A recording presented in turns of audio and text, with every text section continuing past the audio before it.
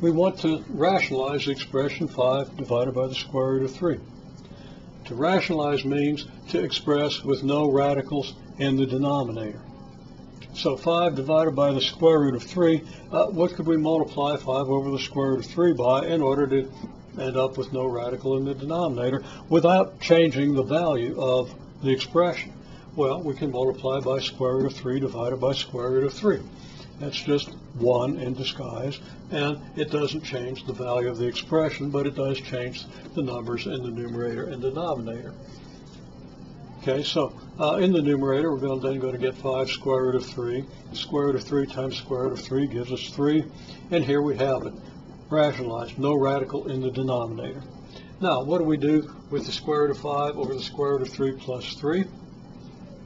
That's a little more subtle. We can't just multiply by the square root of 3. If we did, we would get 3 here, but then we'd have 3 square root of 3 here. So multiplying by square root of 3 over 3 doesn't help.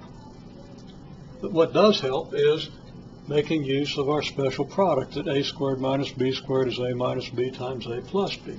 So it's like we got an a plus b here. If we multiply it by a minus b, then we're going to have the square of this minus the square of this. And of course the square of this is no longer a radical. So we multiply by square root of 3 minus 3 numerator and denominator. In the numerator, we're going to get square root of 5 times the quantity square root of 3 minus 3.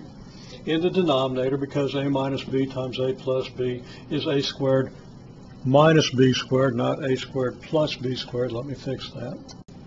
Okay, again, because a minus b times a plus b is a squared minus b squared, this is going to be 3 squared, square root of 3 squared minus 3 squared. Square root of 3 squared is 3, 3 squared is 9, and we have the minus. So here we have it. Now, we have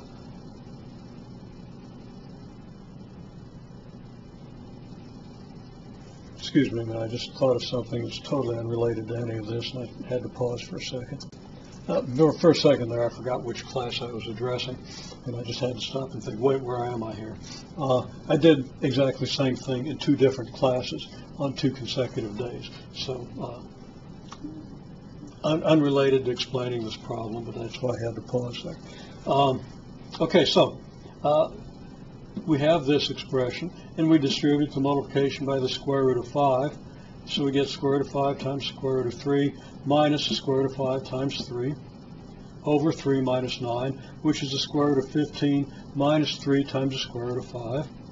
And that gives us, well, that's what we have here. And we have a minus 6 in the denominator because 3 minus 9 is negative 6. I'm still a little confused. I'll explain that in a second. Just about who I'm talking to right now. But when we divide through by when we divide this by negative 6, we have a negative in the denominator. We'd rather not have a negative, so we multiply numerator and denominator by negative 1, which will change the sign of everything, so that the negative 3 square root of 5 becomes a positive 3 square root of 5, and the square root of 15 becomes negative square root of 15, and the negative 6 becomes a 6. That's all very straightforward. And of course I've written it with the positive and then the negative here. Just choosing the order of these 2 terms so that we have the positive first.